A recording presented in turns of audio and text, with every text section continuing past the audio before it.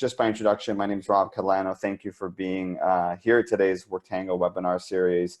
Different generations, different approaches to work. We put on these webinars, every 3 to 4 weeks to really just, help look at the world through another lens of experts based on different topics that our community asks us to talk about. And today we are very, very excited to have Giselle Kovari here, who's the president and co-founder of NGen, and a bit of an introduction to get a little sense of who she is.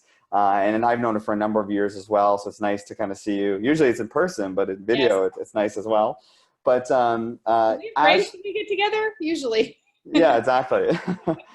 And outside of being president and co-founder of NGen, she's a sought-after resource to many industry leaders. And she's worked with over 18 of the top Fortune 500 companies across North America. And over 60,000 people have experienced an NGen workshop or presentation in some manner. So definitely helping a lot of organizations going down this journey of understanding, the generations in the workplace and how they're navigating over time. With over 20 years of experience in learning and development, she's devoted more than 16 years to researching the impact that generational differences have on organizational performance. And as an HR expert, Giselle's regularly quoted in national publications. I see those all over LinkedIn, and appears in television and radio, including CBC, CTV News, channel Mind the Gap, which I did see, and News Talk Radio. And she also has a master's degree in communication studies from the University of Windsor. Board member of the Institute for Performance and Learning, and one of the most important things here that I saw on your bio is raising money for breast cancer research in your free time. So before diving into handing the reins over to Giselle, I did want to kind of set the table for the conversation. It's something I'm really passionate about as well, and wanted to get a bit of a test here to people to start using the chat function. But does anyone know what this is? If you're listening right now, type it into the chat. Do you know, besides this is, me, which I'll explain in a second. Yes, Chelsea was the first one to come in, a Bitmoji. A lot of people are starting to get in it now. And if anyone knows me personally, I'm very passionate about Bitmojis. And if you don't know what a Bitmoji is, do not fret. I was in that same spot a number of months back. But what a Bitmoji is, it's kind of like the modern day emoticon. So the reason why I bring this up is that, we all remember this, right? This is the way we used to communicate in text. And then we got smart with these fun kind of old school emoticons. Then they got a little, more fun. And then, I don't know if you remember this, I might be dating myself generationally, but we used to figure out how to get text to be this type of emoji. And then we all remember how, emoticons kind of made its way into the way we communicate. And then we ended up with these Bitmojis. And what Bitmojis are, it's basically that. It's just another way to express yourself that looks and feels like you. So you actually create it to look and feel like yourself. I know this is a very younger and more handsome looking version of myself. But the reason why I bring up the story is I actually had to start creating this to better communicate with my nieces. My nieces are 8 and 13 years old now. When I used to talk to them, it was through FaceTime, through text, and now they won't even talk to me unless I have Bitmoji conversations. So I thought it's always interesting is even in our real lives, we're figuring out how do we communicate, act differently, and understand these new generations. Well, it's just as important as in the workplace as well. And again, if you haven't, this concept of expressing yourself, this is something I was using recently to express myself to them when it came to different ways that these Bitmojis work. So that being said, one of the reasons why we really wanted to talk to Giselle about her expertise, understand this better, and I'm glad that a number of you are on this call, is when WorkTango, and we're working with a lot of our customers, we're hearing the voice of employees at different generational levels. And some of the research and things that we've seen is that, from a Gen Y standpoint, we're seeing that they're a little less engaged in organizations than Generation X and baby boomers. And we're seeing that driven largely by decreased sentiment in communication and recognition and in work-life balance. But we're also seeing Gen Z being 5.5% more engaged than Gen X and baby boomers as well. And some of those reasons we're starting to figure out is they're lower tenured or new to the workforce. And we don't position ourselves as experts in the generational world, but we have these great insights. We knew Giselle from our past life, and we thought, why not have the expert come in and tell us a little more about the generational differences and really understanding these new generations in the workplace. So I did want to just set that up and hand it over to Jill to take us to the next step here. Thank you so much, Rob, and thank you to everybody who's decided to join in today. There's lots of people from all over. It's nice to see that they're clients and colleagues and people in my network that have joined. So thank you so much, and thanks, Rob, to the WorkTango team for setting this up. So first and foremost, someone needs to create a Bitmoji for me, because I have 3 stepkids. They're all Gen Zs or Zs, depends on where you are in the world and what term you use. I will use those interchangeably. And my nieces as well. So I need to have some different ones. And then also all of those cool things that we use on our phone that I admittedly did not know about. Rob just taught me one thing today, very basic. But you know, when you have your emojis on your iPhone, I didn't know that you could keep swiping, that there were more pages. So like, are you only using those ones? So my niece sent me the basketball one during the Raptors, so I had to like copy and paste that because I couldn't even find it in the list. So I'm not necessarily the most tech savvy person, but my research and my work over the last 16 years has been looking at these generational differences. And what we do in Engine is always put this within the context. I'm just going to see if I can move the slide forward. Great. Within the context of a multi-generational workforce. And so while today I'll be honing in on the Gen Zs and Zeds and Millennials, it's really about understanding how do we frame this within the bigger picture. And the reason we do that is a couple of things. First and foremost, most organizations today that we work with across North America and globally are still heavily steeped in a traditional value system. So when we think someone's got a really great work ethic, it's because we're benchmarking against the traditionalist definition of what a work ethic is. Or if we say someone's been really loyal to our company, it's because we're defining it in that same way that the traditionalists did. So that traditionalist mindset, well, it's not likely present in your workforce as it relates to age. You probably don't have a lot of people that are 74 and up, though some clients do. You likely still have people that have that mindset. And I have lots of clients who say, our CEO is a Gen Xer, but he runs this organization like a traditionalist. The second reason we still contextualize this within the big picture is the fact that your client groups, your customers, your stakeholders, they also represent the multi-generational mindset. And perhaps the most important, and especially in a global and multicultural context, it's recognizing that when we get through this content, you can actually remove the age ranges and view it as 3 or 4 or 5 different mindsets you might have on a team. So I'm going to present to you some data and some charts that you can use. I recently presented some of this research at the annual conference for SHRM in Las Vegas, and it was within the context, again, of a multicultural and a global dialogue. And it's recognizing that you may have 25-year-olds in your organization that think and act like a traditionalist. They have come from a traditionalist background, traditionalist culture, traditionalist upbringing. And at the same time, they may be working with that 25-year-old millennial or Gen Y, and they're not getting along. And often we don't understand why. So I want to position that up front. The second thing that's also really important to keep in mind is the fact that at Engine, we always want to reinforce that this is falling within often leadership work or diversity work, so generational diversity. But the reality is our fine legal print is very serious. And we are not recommending, endorsing, encouraging, or promoting you to label anyone simply based on their age. So I jokingly say, just because I'm a Gen Xer, but maybe Rob is too, I'm not sure. You know, we can't say that we're difficult to manage, right, Rob? Or that, you know, we have these rapid career expectations, or that we're going to be less engaged or more engaged, or that we're going to want 10 weeks of vacation. All of those things are true for me, actually. That's why I work for myself. But if I was to join your organization, you need to understand what motivates me, what engages me, and why would I want to get up and come and be part of your team each and every day.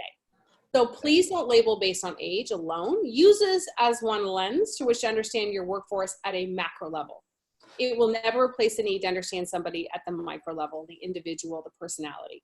So I hope everyone can agree to that. If anyone wants to debate that, we can throw it in the Q&A and have some discussion, or we could always meet offline, and then that's probably where we might have some other drinks than water, and we can get into a really deep debate. But overall, I want to contextualize that in the big picture. So. Great. I'm 1980, by the way, but I probably react more like a 1990 something. So I totally love that concept of just, not labeling it just based on age. And again, you know, from a Q&A standpoint, if there are other comments or thoughts around that, feel free to put this in. Absolutely. Thanks. And you raise a great point, Rob, is, and I'm going to highlight it here. As you mentioned, you're a cusper. So 3 or 4 years on either side of a generation, there are cuspers. And there's two different kinds of cuspers. There's the kind that, as you said, maybe I'm born in this generation, but actually I behave more and identify with behaviors from another generation. Then there's the kind of cuspers that might toggle between two generations, often again between the Xers and the Millennials. And those are great people to have on our teams. They say, sometimes I think like an Xer, but sometimes I think like a Millennial. And so we want to leverage those people often to be a bridge point within our teams to be able to identify. So that's a great point. I also want to highlight two other things on this slide. One is we used to refer in all of the academic research and the work and the books that we wrote as them as Gen Y, and Rob just did that. But really Gen Y is a synonym to millennials. So we've updated our language at Engine, and I jokingly say no one refers to it as the World Wide Web anymore, right? We didn't go on the information highway today. I'm definitely dating myself because I did not even go on the information highway until I was in grad school, and it was mandated, and I had dial-up, which no one under the age of probably 30 even knows what that is. But the idea is that we've updated our language. So you'll see sometimes people using Gen Y and Millennials. That generally is the same thing. We also use the age categorizations that are standard in the academic research. So when we think about the Millennials, I want to dive a little bit deeper into this generation because this is still where there's a lot of interest. Now, there's been a lot written about this generation. I don't need to hone in too much on this. I'm sure you want to hear about the Gen Z research. But the Millennials, I want to contextualize again a few things. First and foremost, this is a generation that was coming of age in a time where there was a huge focus on building their self-esteem. And that was happening for them in the school system, certainly across North America where I work, and I work with faculty at universities and colleges in Canada and the US. I work with administrators. I work with people in the public school system, and then all the way through to the work environment. It was an environment that was focused on building their self-esteem.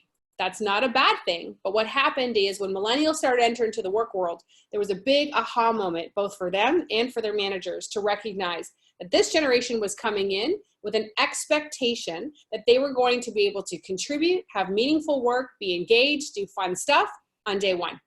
Not week one, not month one, and not year one. They were expecting that they were going to be able to do that right away. And often our organizations weren't set up to facilitate that level of engagement and dialogue. And what WorkTango does is to be able to get that pulse of that employee voice and understand what's going on. Managers and leaders and organizations I work with were overwhelmed. The second thing that happened is that millennials were also coached by their baby boomer parents predominantly that the world is their oyster and that they should go and do and find a world and create an opportunity in that world that's really meaningful for them. So that's an important piece because we'll find later in the research where this comes up and the friction point it can cause and the opportunity that we can leverage from this generation. So when we look at some of the global data, and I think global data is important. First and foremost, many of you work in global organizations. Secondly, if you don't, we have an incredibly multicultural workforce that we're leveraging here in Canada. And again, thirdly, our client base is really expanding, and we're finding that there's a lot of similarities in different parts of the world. So a few things have emerged from the global research, and it continues to be reinforced. And that's the fact that millennials really, really value their flexibility. This is not a surprise to you, I'm sure. You're saying, yeah, I know, I got that, Giselle.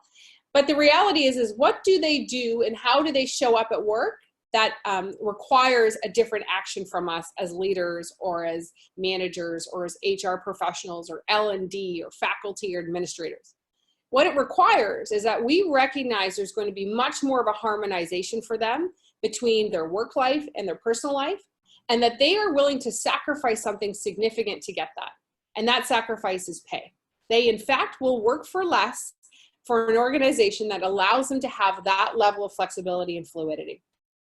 The other piece is I talked about the contribution. They're highly educated and they want to come in and contribute. But they also view their colleagues as their second family. So with 71% of millennials referring to this globally, this is a big difference than previous generations. As a Gen Xer, I may have liked my colleagues, but I probably didn't necessarily expect them to show up in that same way as I would a family member. So when we think about our millennial colleagues that we may work with, or if you're a millennial yourself, the reality is that the way in which we engage with the people we work with, if we think of them as family members, is very different. So type in the Q&A, for example, how do you think you show up to me if we're colleagues, but I expect that you're my second family? What are you going to do for me? How are you going to behave? What are some of the things? So type in the Q&A and I'll see some of those things pop up. Yeah, But well, I think that that's an important piece because it's really asking us to create work environments that are very different than they did in the past. Yeah, Rob. it's actually funny you bring that up. I never thought of it from that perspective. And this weekend I just spent at a large wedding where our whole Toronto office was at, right? There was someone getting married and it wasn't, and there was even people from Denmark office here for that wedding as well. So it was more of a family type discussion. And I don't know if you can see some of the items coming up in Q&A now. Yeah. Life events, birthdays, weddings, being supportive during personal troubled times. Exactly. That you have my back. You know me. You know, we're more authentic. There's probably less formality in that relationship. But sometimes managers and leaders can be very surprised when millennials show up in that way. So they're surprised that maybe they're sharing a lot of things with each other. Sometimes managers and leaders are saying, please stop sharing that much with me. I don't want to know that much about your weekend. Or the fact that they have very much a pack mentality. I'll talk about that in a couple of slides and the impact that can have on your performance management and your scheduling and your compensation. There's a couple other comments here about people actually call them, they're like the SOTI family, their organization's family, spending more time frequently out of work. So it seems like a lot of people are experiencing this, in their organizations. Absolutely. And some organizations are choosing that language. Couple of things also to highlight around their career expectations. Now, these are not dissimilar than previous generations, and we really believe at Engine that it's not that the different generations have different values, because many people will want to say, well, we're all the same. Say, absolutely. We, across generations, have many of the same core values. It's the way in which we define those values and the way in which we expect them to show up. So when we think about fair promotional practices, I have that one in quotation because when I share with you the model of engagement, you'll notice that fair is something that can be perceived differently based on the lens in which we put it through. How transparent are those promotional practices? How open are they to a broad range of levels? How much and how transparent are we about the compensation people are going to be receiving in their current role and their future role? All of these things come into play. And I alluded to that rapid career progression. The desire to come in and contribute right away. A lot of times we haven't given a clear career path and people become disengaged much earlier than we expected because we haven't laid that out for them. So there's some easy things that we can do to communicate more openly about the path that's available within your organization. So I want to dive now into Gen Z research simply because this may be more new to people on the call. You've probably heard a lot about millennials, but just a sprinkling of some of the Gen Z and Gen Z information that's come out. So I conducted Canada's first national survey on Gen Zs because I couldn't find any Canadian data. And as I was doing that, data started coming out from the US, the UK, Australia, other Western countries. And even more broadly now, there's information coming out. But I thought this was really important because we wanted to benchmark what was happening here in Canada and could we extract that in a broader platform, and we can. And one of the things that came out loud and clear from our research is the fact that this is a generation actually to look up to. So we wrote a white paper. I collaborated with my colleague, Dr. Robert Pearson, and we coined it a generation looked up to for a number of reasons you're going to find out in a few minutes. The first thing that jumps out at us is the fact that almost 60% of them are being raised by Gen Xers. So those Gen Xers on the call that have Gen Zs or Zs at home, you are now shaping this future workforce. And the mindset that you've presented and the way in which you've been parenting, perhaps differently than the way millennials have been parented, is coming into fruition. What we've known from some early parenting data is that millennials were parented by their baby boomer parents in a way in which they were really encouraged, again, to live their dream, feel their passion. Xers are parenting their children in a way that says, hone in on what your goals are, deliver on your promises, and be true to your word. So some surprising data that jumped out at us is the fact that they're bringing back some very traditional values. As you see, 85% of them want to stay with an employer for a long time. We asked them, do you think you need to work for multiple employers to be successful in your career? And they said no. We said, do you think you need to leave in order to broaden your experience? And they didn't necessarily see that. So they want to come into your organization and they want to stay. That is a very good news story for lots and lots and lots of clients.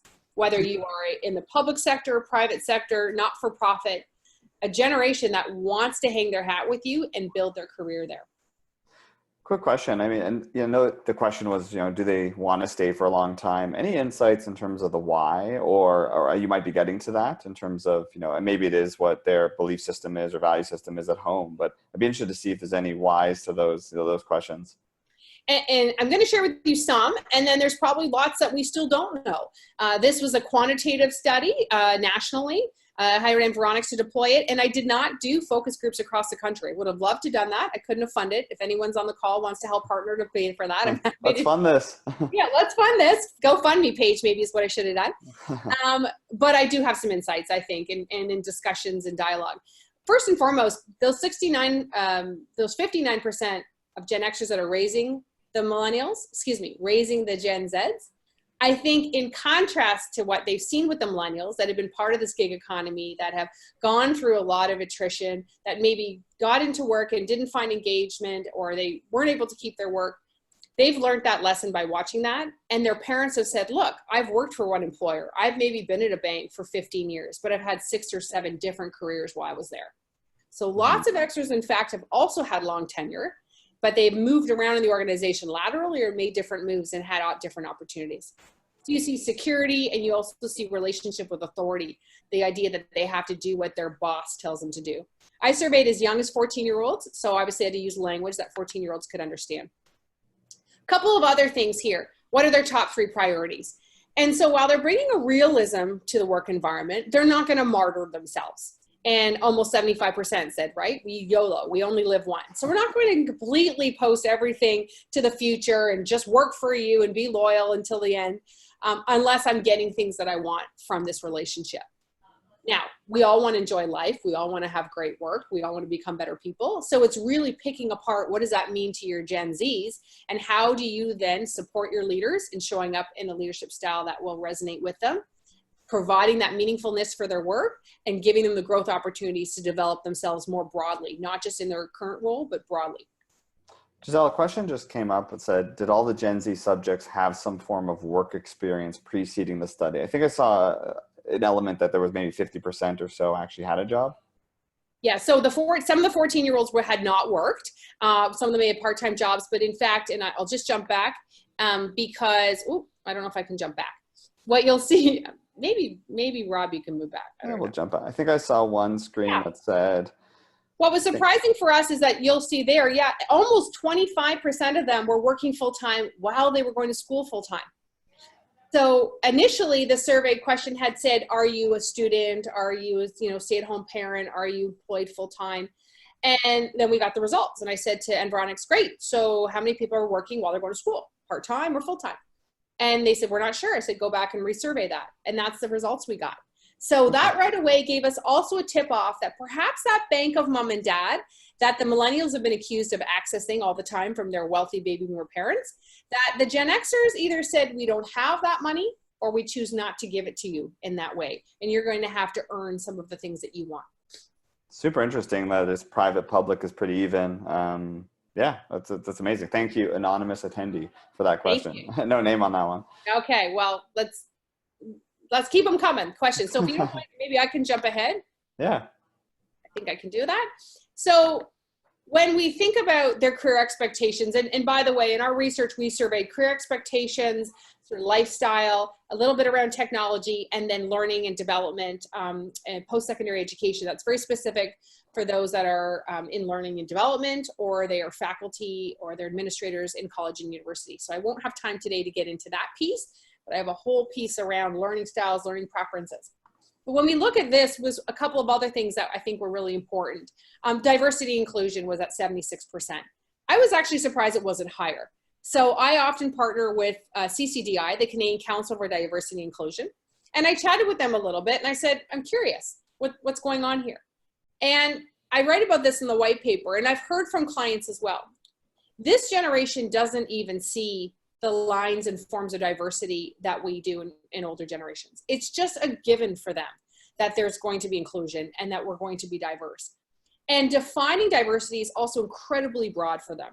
So when we go back to that 71% of the millennials who want their colleagues to act like a second family, I think we're going to continue to see that with the Gen Zs.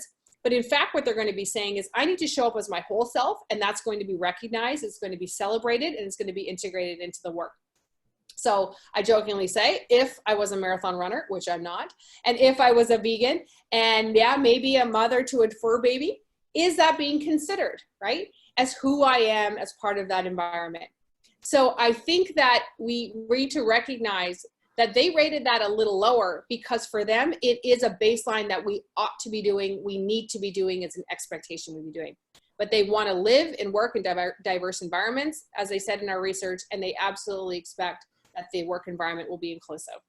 Giselle, I have a question, and then another one came up as well. But what's interesting to me is, you know, if there's a small 50% of them have never had a job, it's very interesting to see 84% really wants a great boss. And they may not have experienced that in any workplace. Maybe that's heavily skewed to the folks that did work somewhere part-time or full-time. Yeah, any other thoughts or insights on that number more specifically? Well, I think that, we see this consistently across generations. It's the number one reason anybody leaves an organization is their relationship with their leader or their boss. So that doesn't surprise me. But to your point, it's around, okay, they're going in with a realism that they know they need to have a relationship. In the research, we found that they said 3 things that they think are very important for success in their career is that they can be creative problem solvers, that they can contribute well to the team, that they can collaborate well with their colleagues. And number 4 was that they make customers happy. So they, again, are bringing a realism to the work environment. I think that has been interesting and surprising in some cases. I see a question as a millennial customer with Wise in the room, is it fair to see all of us want these attributes to the same degree? Well, I'm not sure, Rihanna, if you heard at the beginning, as I talked about, we've got the macro and the micro. So the macro view, we can look at the generational data and say, these are the trends we're seeing. And there's some distinctions between the millennials and the Gen Zs. And again, Ys and millennials are the same thing. But no, I wouldn't say that every colleague is going to want it to the same degree. We have some baseline values. We're going to look at a chart in a few minutes that show that, but it's how those show up in the work environment. Just conscious of time. We've got another 30 minutes left. I love this though. You know me, Rob, I can just talk for far too long, frankly. My family's like, just zip it. Please, we don't want to hear any more about generations. But I get very excited about this. So what the question was a great boss defined? It was not. We had to keep the survey fairly short, concise, and they could complete it on their smartphone. They could do it quickly. As you can imagine, surveying those under the age of 17, we had to have parental consent as well. But we have further probed, again, what do Gen Zs feel a great boss is? And it's not dissimilar to previous generations, certainly for millennials, but it's someone who's collaborative. It's somebody who cares about them. I do a lot of work with new hires. And I do a program where new hires are in the workshop with their leader. And we separate them and we say, leader, what does a great new hire look like, or an intern? And they list all the things. And then I ask the interns and the students and the new hires. And consistently they're saying, I want someone who cares about me. I want somebody who takes an interest in my learning and development. I want someone who gives me real work, not just busy work. And I want somebody who's going to be a great communicator and coach. And again, could we argue that every generation wanted that? Yes. But it's how quickly will they expect you to show up in that way? And how do you refine that when you're coaching, for example, a Gen Z versus coaching a Gen Xer? So let's look at technology. And you may be surprised here, and let me know if you are. I certainly was. We asked them daily and weekly use of social media. Now, in fairness, this is 2 years ago, but we were surprised that Facebook was as high as it is. And frankly, in the house with my stepkids, there's a lot more Snapchatting going on than there ever was on Facebook. But as you see, YouTube is leading, and I suspect that if we did this today, it would even be higher, because they're going to YouTube in order to be entertained. They're being able to create content, and of course, they can learn almost anything they want. They can find a video and change the tire in the car if they wanted, although I don't think they would do that. But definitely makeup tips and techniques and hairstyles is one of the things that we look at. And all of the things that we want to learn is at our fingertips. So they recognize that leveraging technology makes them very adaptable to a work environment, and that they can be quick to problem solve using technology.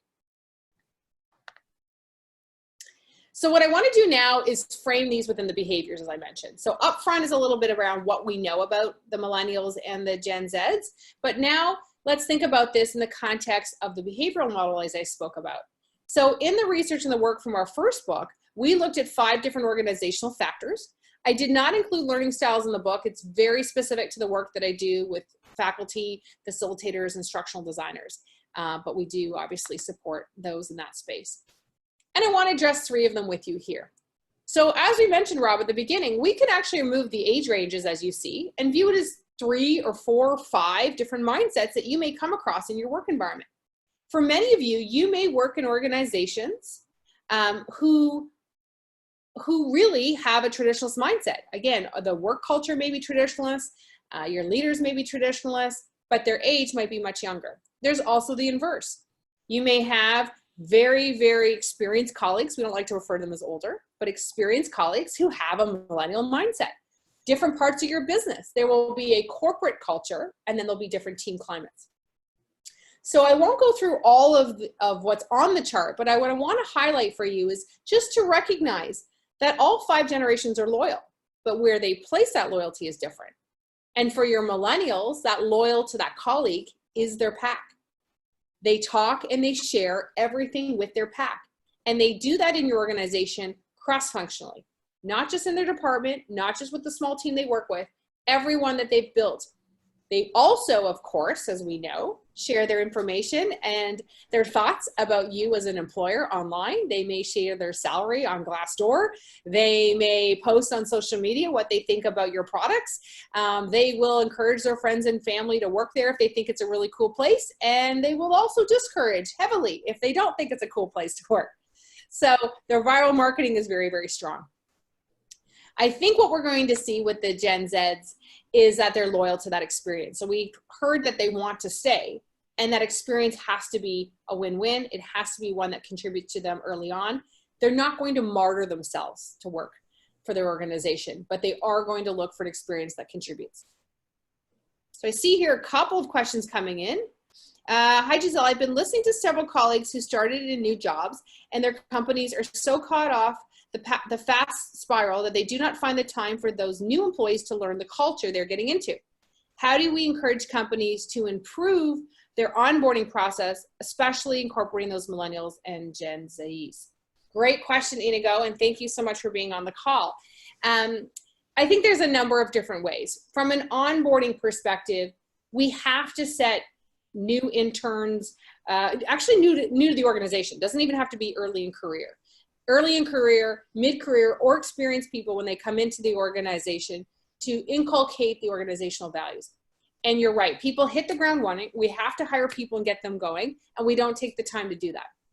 A few ways we can do that. Of course, formal learning allows for that. Secondly, what we can do is pair them up in a mentoring or peer role. That works really well. We can allow people to have some opportunity for almost a job fair, like a job shadow in different parts of the organization to find what's happening and to get a sense of the different cultures or climates, as I mentioned. And that we really need to encourage senior leaders to recognize that there is going to be a transition time when someone joins the organization for them to be able to capture or assimilate what we call that tacit knowledge, not the things that are written down or posted online for them to read, but the nuances around how do we do things here in this organization? What's acceptable, what isn't acceptable? And I have thousands and thousands of anecdotes and stories where, unfortunately, younger colleagues have done missteps around things that were not acceptable in that organization, but in fairness, probably weren't something they didn't know. For example, we had a young intern who went to an organization. At the end of day 1, she couldn't find information she needed, so she emailed the CEO. At the end of week 1, she had a bunch of creative ideas on how the company could be improved, and she decided to send a company-wide employee email to 7,000 people with all those suggestions. They did not keep her. Now, I said to this client, in some respects, why not? She had probably been coached to be innovative and creative. She had probably been told to go in and make a big impact and, want to be a great contributor. But she didn't understand the difference between the impact she was having versus her intention. So when I work with onboarding programs, there's a big discussion around intent versus impact as it fits within your culture. All right, so let's look at the next area, which has to do with authority. And there's a lot of emotion tied up with authority. What I mean by that is when I think about my father, who worked for Ontario Power Generation for 32 years as an engineer, he would not have been very happy going to work if his boss was the same age as his daughter. And today, that is the reality for many people. And because we have competency-based promotions, we now have younger people that are leading more experienced individuals in age. And so there can be some emotion tied up with that. Fundamentally, the younger generations are less and less impressed with authority for authority's sake. And I work in unionized environments. I've worked with international unions in order to understand their structures, the ways in which they can engage their people. I've worked in lots of kind of military and paramilitary type organizations, Department of National Defense, Correctional Services, OPP. And in those environments, right, as you can imagine, hierarchy and title is really important. One of the shipping companies once said to me, there is the captain and then there's God, in that order. Well, you can imagine when younger people went on that ship and they said, no, we're not going to do that. And in fact, we're not actually going on that ship because you don't have Wi-Fi. And by the way, the idea that I have to be on a ship for 4 months and not see my friends and family, and you don't want me to connect online, it seems archaic, so I'm not doing it. That organization had to bring Wi-Fi on their ships. They had to shorten what was called, sort of that tour of duty in order to facilitate that. And guess what? Even those captains on the ship had to say, we're going to adjust our language. We're going to be more collaborative. We're going to be more open. So even those really rigid environments are looking for ways to do this. What you'll find from your youngest colleagues is that they respect competency and skill. And I think we're going to see from those Gen Zs that they respect the process. They respect what's being done if they're informed around the why. So we asked a question in our survey, do you think it's important to do what your boss tells you to do? And they said yes. We asked, do you think it's important to follow company policies and procedures? And they said yes. But again, they need it to be transparent around the why. And the third element is work styles. And what we find here is that if we look at the youngest colleagues again, what they have done, and we know this intuitively, all of you have experienced this in your organizations, they have challenged us to think more broadly around the ways in which we can incorporate greater flexibility, fluidity, and agility. Your millennials have an expectation that their personal lives and their professional lives will be blended, and your Gen Zs will expect the same thing.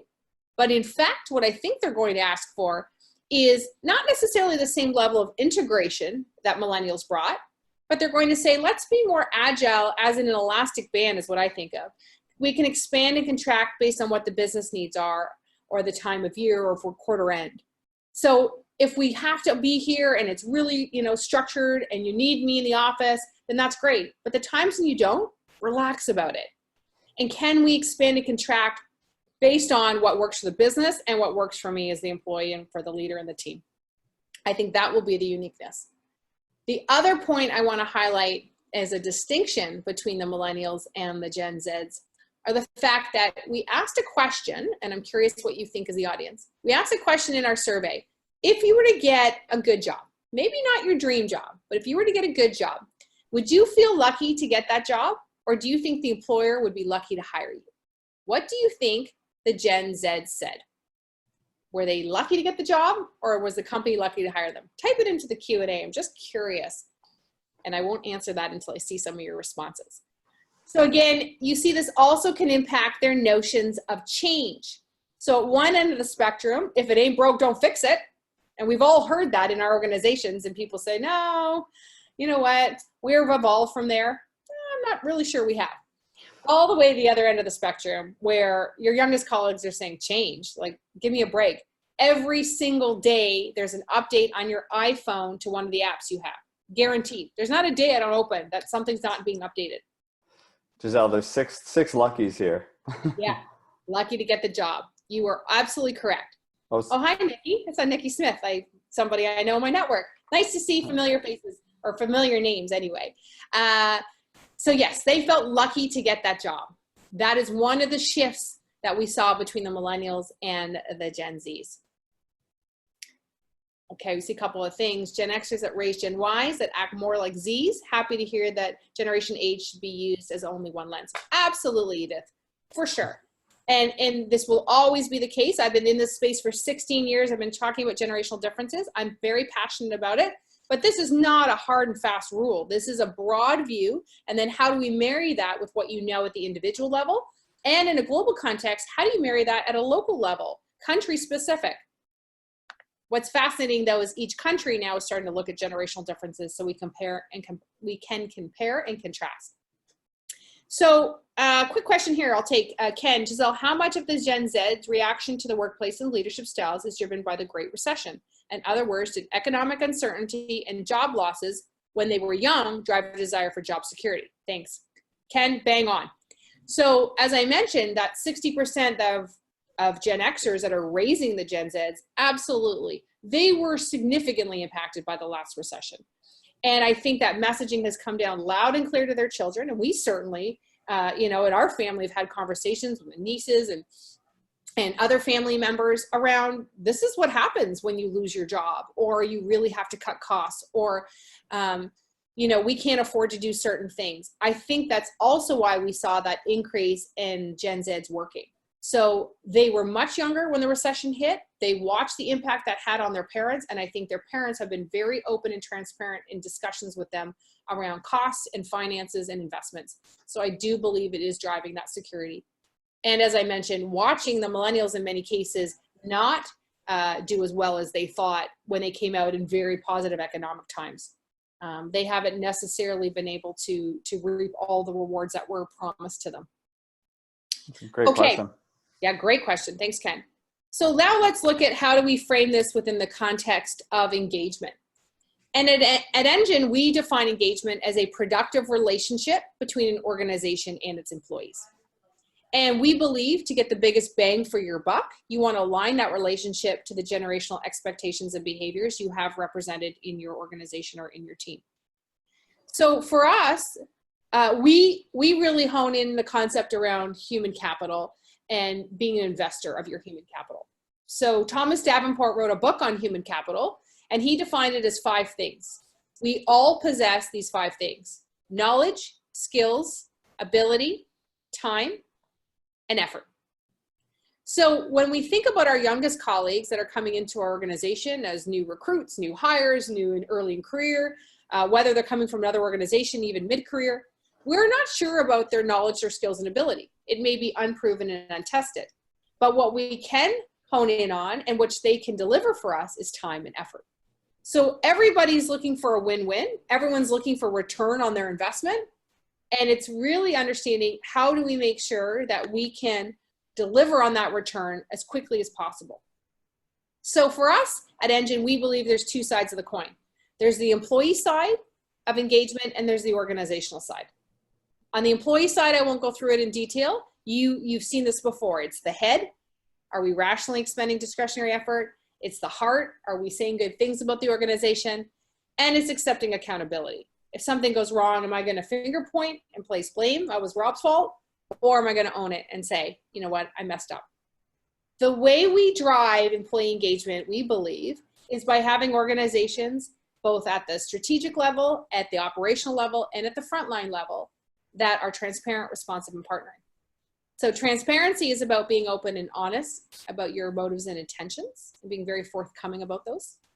Responsiveness is about soliciting employee opinions more, right? WorkTango, that's why we have a great collaboration, because WorkTango allows clients to be able to solicit and respond and gather input. We want to ask for those suggestions, those ideas, those insights, and we want to be able to use real data to make decisions.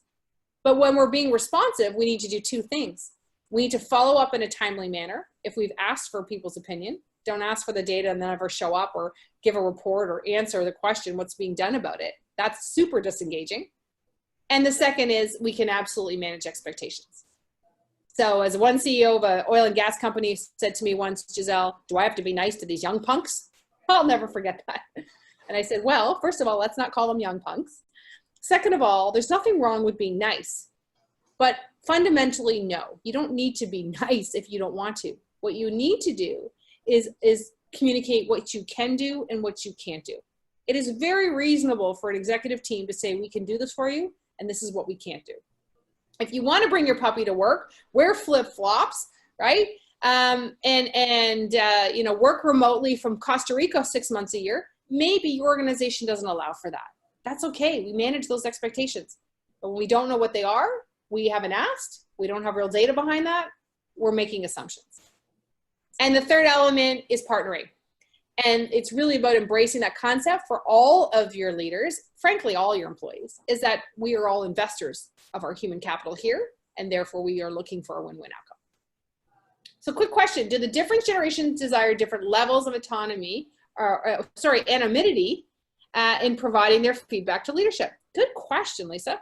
I would say yes and no.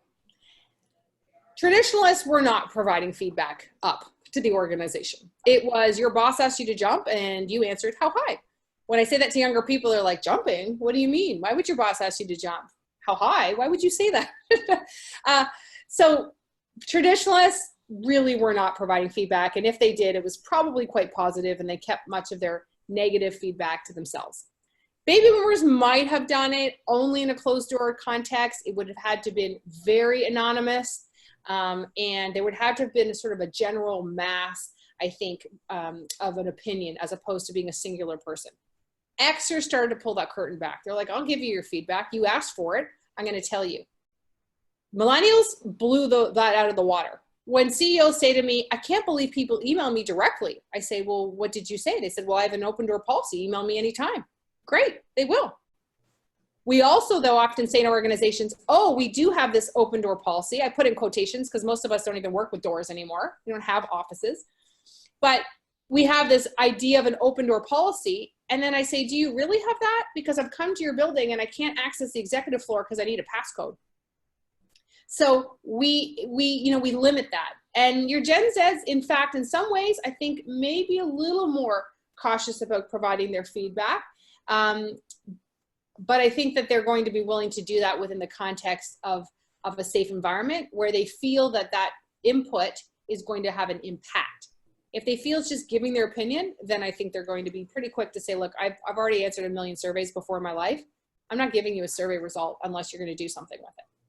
Yeah, it's funny. We live in this world every day, and some of the experienced generations, they just maybe not used to it going into a place where it can be confidential or the technology didn't exist. But at the end of the day, what I'm finding is it's actually the mindset versus the actual generational age, right? In terms of some people live in different places, regardless of what, age band they sit in. More and more trust is coming than what used to be, but to add a little color based on, what we do every day, which is hearing the voice of employees in different ways. Exactly. And again, going back to that fact that you want to evaluate from your organization, which behaviors are they demonstrating using those charts? And based on that, which mindset do we have here? So yes, we can have people of traditionalist mindset that say, I don't trust the organization to keep this confidential. I don't believe you. Or we may have a lot of people that are, in their 60s that say, hey, I'm happy to give you my feedback and I believe we have open dialogue here. So it's about creating that culture. But we believe the TRP model is the way that you can drive that. And you can drive the right kinds of behaviors from your teams. So what I want to do is also be able to give you some engagement tips and leadership tips. So I think that Michael might be, how do Gen Z and Millennials prefer to engage? Employee forums online or town halls? So good question. I don't have concrete data on this. Interesting though is some other researchers have looked at the Gen Z and we did a little bit. In fact, Gen Zs want more face-to-face than less. So while everything sort of went online and millennials were like, oh, I'm just happy to complete this on my phone or, put it in a chatter for me or I'll upload my responses somewhere. The Gen Zs are saying, no, I want some face-to-face. We actually asked a question in the survey, regardless of the technology, do you want high-touch, rich communication? And they said yes. So the communication mediums that are being used, and you can see that, the fact that they want YouTube. Video is leading in every category as a way to engage people. So if they're not going to be able to be physically there, do we need to do something like we're doing today, live Zoom? For sure. Do we need to give people the opportunity to record a video and upload it and provide input? Can we have our senior leaders respond quickly in real time with videos off of their phone? We are often so fearful of doing that. I started doing vlogs last year for the very first time. I used to write blogs for years. I don't know if anyone read them. I decided to do vlogs all of a sudden. First time 5,000 people looked at my vlog. I thought, wow, okay, I get it. Nobody has the time or interest necessarily. A video is very engaging. So I think if we can, let's do live events, or at least live online events. But surprisingly, the Gen Zs want to work in offices, and they want the flexibility to work at home when they want, but they don't want it a completely isolating experience for them. All right, so let's wrap up this session with some engagement and leadership tips. And what I've done here is provide some do's and don'ts. And these are really a summary that you can take away from this presentation, and I link it to transparency, responsiveness, and partnering. So one of the key things on this slide is that remember the fact that millennials want their colleagues to act like a second family. I think your Gen Zs are going to come in as well with a desire to have a really collaborative team environment. What you're sharing with one person may be shared broadly with that group. So you do not want to have, on the don't side, I think I have it listed later, is you don't want to have a divide and conquer. I have seen leaders go in and say, well, come here, Rob, you're not really like those millennials, right? Let me talk to you specifically. Can I get you on my side? But don't say this to the rest of your colleagues. That does not work. I'm just happy you called me a millennial, thanks. Yeah, I know. Well, see, right? But people have tried to do that. Recognize that you are sharing content broadly, and therefore, if you expect content to be confidential, I've worked with a lot of security, like chief security officers and privacy officers in organizations, private and public sector, and they're always saying to me, Giselle, all these young people are sharing all this information. I said, yes, if you need this to be confidential, you need to have a very specific discussion about what that means and how to define that. Because they live in a world where WikiLeaks and sharing information and posting things and taking photos. I've got clients where you cannot bring your smartphone in to work. You imagine how challenging it is to recruit younger people when we say put your phone away. And we mean away as in not on your lap, but in a locked box somewhere because of security. That kind of work environment is dramatically different than what they're accustomed to. We need to communicate and provide timely feedback. This is a generation that has that expectation. Your Gen Zs and your millennials have that. Again, and timely is the key word here. Lots of leaders are feeling overwhelmed, of course, with the amount of work they have to do, but it's the ability to have touch points on a regular basis. For many of us, and I'm one of them, that when I grew up and I went into the work world, no news was good news. If my boss stayed away from me, my leader didn't bother me, I thought I was doing a great job. Time and time again, younger people are walking into their manager's office in tears and saying, how come you are so, angry with me? And they're like, I'm not angry, I'm busy.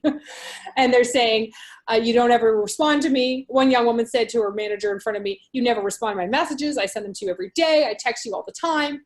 And this was not that long ago. He said, text? What do you mean? I didn't even know there was text on this phone. So he wasn't even staying in touch with his team members. So we have to be conscious of that. And that team versus the individual. We want to reward individual performance, but we have to always recognize that there's a team component to it. Some of the don'ts. These will not surprise you, but I want to highlight the information is power. Once upon a time, senior leaders had all the information and they guarded it very closely to their chest, and they said, we're only going to give this to you on the need-to-know basis. Remember that? I once had a leader that told me the program I built did not align to the corporate strategy, and I said, fantastic, may I please see the corporate strategy? And she said no. So you can imagine my level of engagement plummeted. So we can't do that. We live in a world where, frankly, Gen Zs are going to find it online. So you're millennials. They're going to say, give me a break. Let's be as open as we can. And at least if you're leading with the information, you can ensure it's accurate and you can position it, as opposed to it coming through the what's it called? Grapevine. That's it. It's also an old term. I date myself every day when I was so to wrap up the session, what are some of the things you can do as a leader or that you can bring back to your leaders in your organization? It is rarely a challenge for me to meet leaders that come up with too few promises. They have tons of promises. What they can't do is execute on them flawlessly. Look at your list, cut it in half, and pick the 2 or 3 things you can execute on flawlessly, and do that with your teams.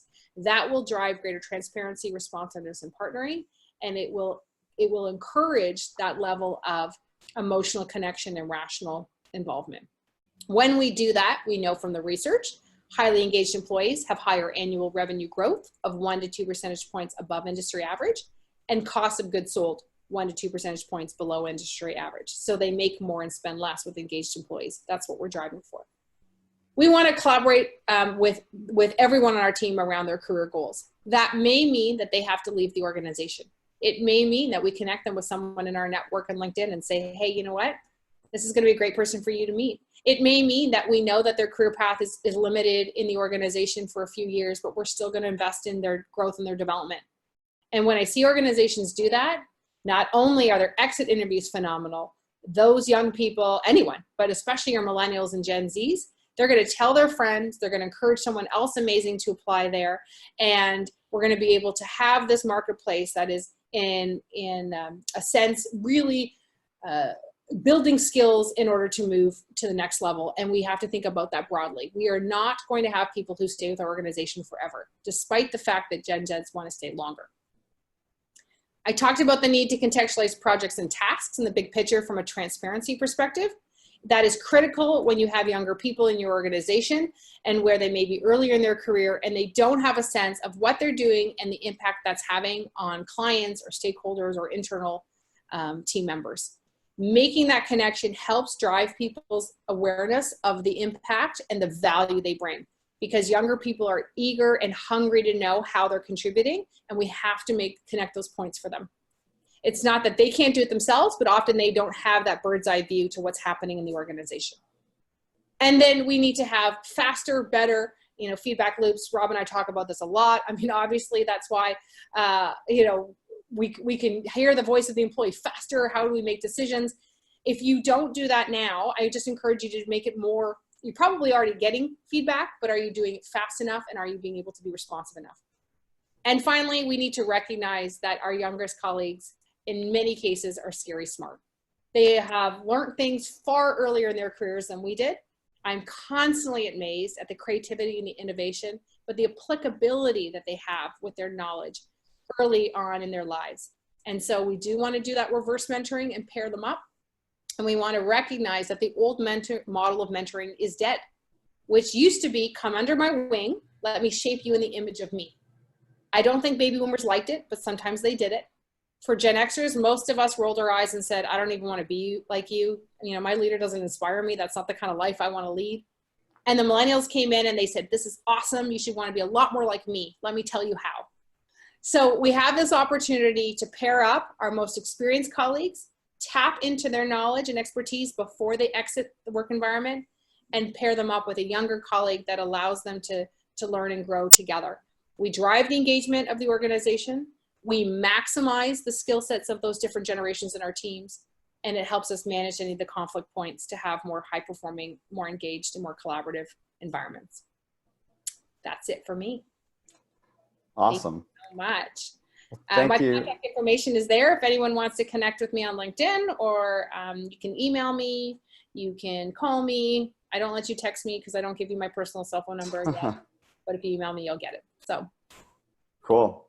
Well, Giselle, thank you for spending time and everyone for joining us today. Really appreciate it. I love those last 5 leadership tips. Definitely good reminders and things to kind of contextualize what, the way I work with the millennials and the Gen Zs every day. There's a couple of questions there, maybe take a look at before some last things I wanted to mention to the team here, but just heads up to everyone on the call. Our next webinar is August 1st. And interesting, one of the things we kept hearing from HR organizations is how do we help support sales organizations? Their metrics are a little different than other parts of the company. So we're going to have an August 1st webinar with Asad Zaman, who's going to talk about this exact topic. So if you're interested, you can obviously sign up for that. And then if you ever want any other resources, access to all of our other webinars, white papers, all the other insights that we have, feel free to jump onto our website as well. So again, last thing, just a big thank you to all of you, and Giselle, especially you, for sharing some really great insight today. Loved it. And while there's still a lot of people on there, someone just asked, what's the name of that book you referred to for the key aspects of people? Yeah, so I think Alicia's asking about the one from, it's Thomas Davenport. It's an older book. It's called Human Capital. I think it has a colon and a subtitle, but that was looking at human capital. I think that may be. And of course, if you're interested in my books, you can find them on my website. Because I don't know if you were referencing that book. And thanks, Dean, for the positive feedback. Thank you for everyone who came out today in this beautiful, sunny summer day in Toronto, wherever you may be. I hope it's a great summer. Wonderful. Thank you again, Giselle. Thanks, everyone. Have a good rest of the evening and day. Take care. Great. Thank you. Bye-bye.